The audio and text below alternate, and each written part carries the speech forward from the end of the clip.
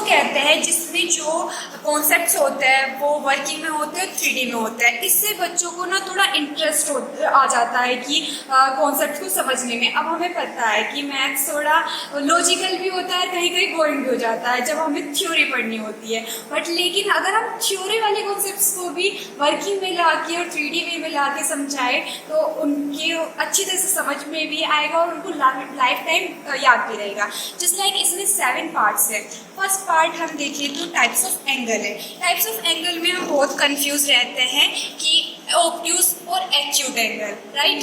Acute angle किसको कहते हैं, ऑब्ट्यूज एंगल किसको कहता है। तो वैसे तो एंगल 7 टाइप्स के होते हैं। तो स्टार्ट करते हैं 0 से। 0 पे हमें पता है कि 0 एंगल होता है, जब कुछ है ही नहीं तो एंगल किस चीज़ का। उसके बाद अगर हम देखें तो 0 से बड़ा हो और 90 से छोटा हो तो हम उसको एक्यूट एंगल कहते हैं। ऐसे ही एट 90 पर हम राइट एंगल कहते हैं और 90 से छोटा और 180 से बड़ा हो तो हम ऑब्ट्यूज एंगल कहते हैं। इसी तरह से एट 90 पे स्ट्रेट एंगल और 80 से बड़ा और 360 से छोटा रिफ्लेक्सिव एंगल, और पूरा 360 होगा तो वो हमारा कंप्लीट एंगल बन जाएगा, फुल एंगल बन जाएगा।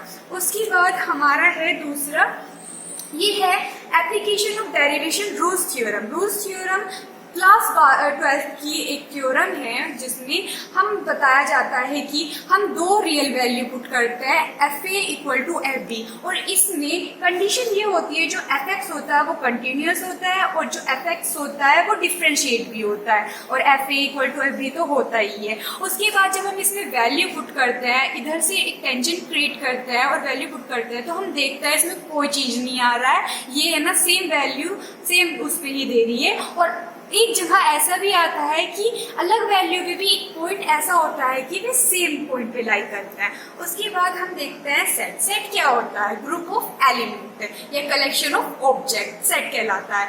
इसे वेन डायग्राम खुद में ही एक बहुत क्लियर कॉन्सेप्ट है कि वेन डायग्राम से हम पता कर सकते हैं। ऐसे वेन डायग्राम से जैसे कि अगर 2 पर्सन है, एक के पास 10 रुपये, एक के पास 20 रुपये है, तो हम इसको क्या कहेंगे कि इंटरेक्शन क्या कहाँ हो रहा है, इंटरेक्शन कि उसके पास भी 10 रुपये, मेरे पास 10 रुपये, तो 10 रुपये का इंटरेक्शन हो रहा है। इसी को हम, जैसे मैंने इतना बोला, अगर हम इसी को देखें कि ये B है और ये A है और जो इसका जो डार्क कलर हो रहा है ये इसमें सेम एलिमेंट है, मतलब कि इंटरेक्शन हो रहा है। तो हम इसमें कितनी आराम से समझ पाए कि जो ये कलरफुल है यहाँ इंटरेक्शन हो रहा है, A और B का इंटरेक्शन हो रहा है। ऐसे हम यूनियन में समझ सकते हैं। उसके बाद आते हैं इसमें कुछ नंबरिंग वगैरह नहीं ले सकते। यस सर, ये एलिमेंट्स पुट अप करते हैं हम इसमें, सेट में भी यही होता है। ऐसे 12th क्लास के, कौन सी क्लास के? सर 12th क्लास, बट ये कॉन्सेप्ट 11th से स्टार्ट हो जाता है और yes sir Venn diagram 11th class में आता है। उसके बाद सर ये है trigonometry. I am sorry but लेकिन कोसेक्स का ग्राफ थोड़ा सा रॉन्ग है, इसको मैं करेक्ट करूंगी। तो जो साइन एक्स है और कोसेक्स का ग्राफ एक तरीके से सिमिलर ही होता है, जस्ट लाइक यस सर। इसको आपने इससे नहीं जोड़ा? Yes sir,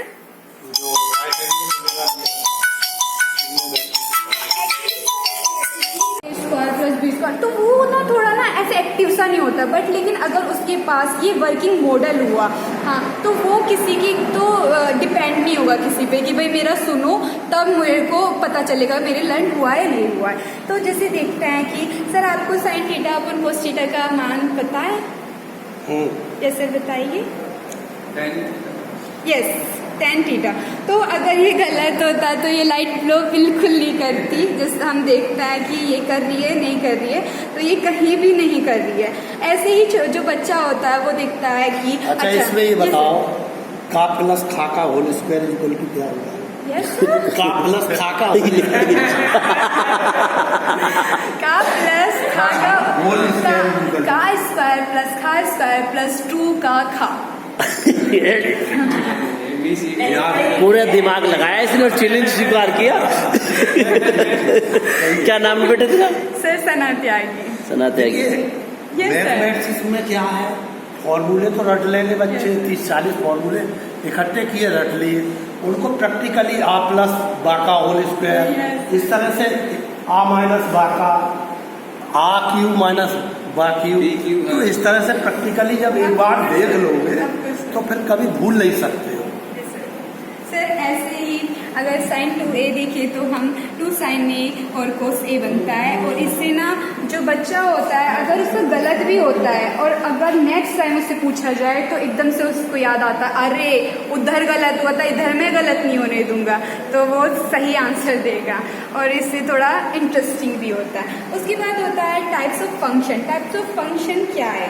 types of function पहले हमें ना बहुत पहले इसमें पहले से ही हमें बहुत डाउट रहता है कि 1-to-1 फंक्शन क्या होता है, 1-to-1 एंड ऑन-टू फंक्शन क्या होता है, मैनी-वन फंक्शन क्या होता है। तो ऐसे ही देखते हैं कि जो एक्स को हम डोमेन कह सकते हैं, डोमेन कहते हैं, और एफ को हम कोडोमेन कहते हैं। जैसे कि जो डोमेन के रेड से और वो डोमेन के रेड से कोडोमेन के रेड में एक रिलेशन बनता है या वो होता है, ऐसे ही इसमें होता है। तो हम देख सकते हैं कि डोमेन के जो रिलेशन बन रहा है, डोमेन के एलिमेंट्स का जो रिलेशन बन रहा है कोडोमेन के एलिमेंट्स के साथ, वो सिंगल के साथ बन रहा है कि रेड का रेड से ही बन रहा है, ग्रीन का ग्रीन से, और एक मैचिंग कर दिया। Yes sir. और ये तो 1-to-1 फंक्शन है कि हर एक एलिमेंट का हर एक एलिमेंट से ही होगा, एक एलिमेंट से होगा। ऐसे ही यस सर। अगर इसे हटा दें हमने अब ये है यस सर, ऑफ कोर्स ये अभी भी 1-1 फंक्शन है। नो सर, नहीं, टोटली रॉन्ग, बिकॉज कभी भी हमारा जो डोमेन के एलिमेंट से कभी भी खाली नहीं रह सकते, वे हमेशा भरेंगे। हाँ, कोडोमेन की जो एलिमेंट्स है वो छूट सकते हैं। Okay sir.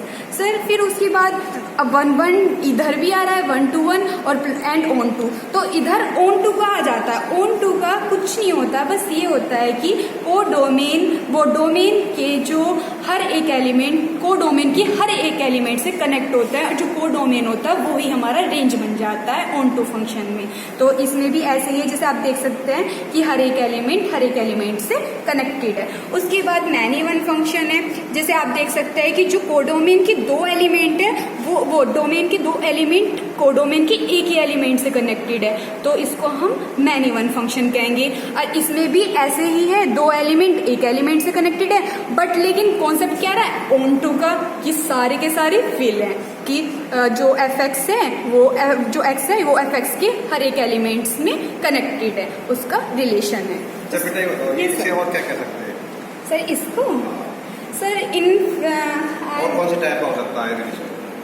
एक्चुअली सर मेरे को ना उसका नाम याद नहीं आ रहा, पर infantry function I think 1-1 type of functions. Yes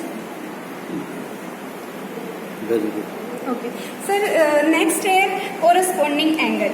corresponding angle आप बता सकते हैं कोरस्पॉन्डिंग एंगल क्या होते हैं? सर आप बताओ, कोई और मैथ्स का टीचर या फिर बताओ किसी। हम तो अनपढ़ हैं, आप बताओ।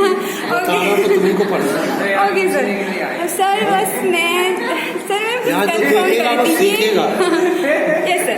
ओके सर, मैं आपको ना ऐसे ही बच्चा समझ कर ही पढ़ा रही हूँ, जिससे कि ओके सर, मैं आप नहीं समझ रही हूँ कि आप टीचर हो या फिर हो। ओके सर, तो आप देख सकते हैं कि ये 2 पैरेलल लाइंस है और इसके बीच में एक लाइन क्रॉस कर रही है और हमने 2 डी लगा रखे हैं डिग्री चेक करने के लिए। ओके, तो आप देख सकते हैं कि ये अभी किस पर है, 90 डिग्री पर, बोथ 90 डिग्री पर, दोनों 90 डिग्री पर, ये भी 90 ये भी 90। तो अभी भी हम कह सकते हैं एंगल 1 इक्वल टू एंगल 2। और उसके बाद हम देखते हैं, अच्छा अभी तो ये मतलब रुका हुआ है, एंगल 1 टू एंगल 2 कह सकते हैं। अगर हम मूव करें तो क्या होगा, तो भी सेम ही होगा, एंगल 1 इक्वल टू एंगल 2, क्योंकि कोरस्पॉन्डिंग एंगल है और पैरेलल लाइंस कोरस्पॉन्डिंग एंगल है। जस्ट लाइक यहाँ कितना बना है 110, और इधर चेक करते हैं तो इधर भी 110 बना है। उसके बाद इसमें बताइए लाइन किसे कहते हैं? यस सर, लाइन उसको कहते हैं जो एक लचकी रेखा खींच दी जाए, उसको हम लाइन कहते हैं। कहाँ खींचेंगे रेखा? सर एक प्लेन पर 2 बिंदुओं के बीच की दूरी को लाइन कहते हैं। Okay sir. Distance between 2 point is called line. Okay sir ये फिर उसके बाद हम लेफ्ट यही अंतर होता है एक मैच्योर्ड परिपक्व अनुभवी अध्यापक में और बच्चे का। yes. उसके बाद सर ये हम लेफ्ट पर मूव करते हैं तो भी हमें सेम ही मिलता है। जो भी बना रहे हो yes, उसमें छोटी से छोटी डिफाइन करने के लिए, समझाने के लिए सीखो। तो आगे जब ग्रेजुएशन में जाओगे वहाँ भी आपको ये जो मंडली प्रतियोगिताएं हो रही है, आपको जो है सरकार, भारत सरकार द्वारा बेनिफिट मिलेगा इसका। बिल्कुल। जितने अच्छे से अच्छा करेंगे, केवल ये मान के मत चलो कि मैंने मॉडल बना दिया इसलिए हुआ। जैसे आपने वहाँ ट्रिग्नोमेट्री का स्टार्ट किया, वहाँ आप गोदान पैसा फोरम से स्टार्ट करेंगे, उसके बाद अच्छा रहेगा। ट्रिग्नोमेट्री समझ में आती चली जाएगी। इनका कॉन्सेप्ट होना चाहिए 8 to 12। हाँ। अगर 8 का बच्चा आगे आपसे पूछ रहा है ना, तो वो भी बताना चाहिए आपको। छोटे से छोटे बच्चे को उसको समझाना है, क्योंकि मैथ को देख के ज्यादातर लोग डर जाते हैं ना।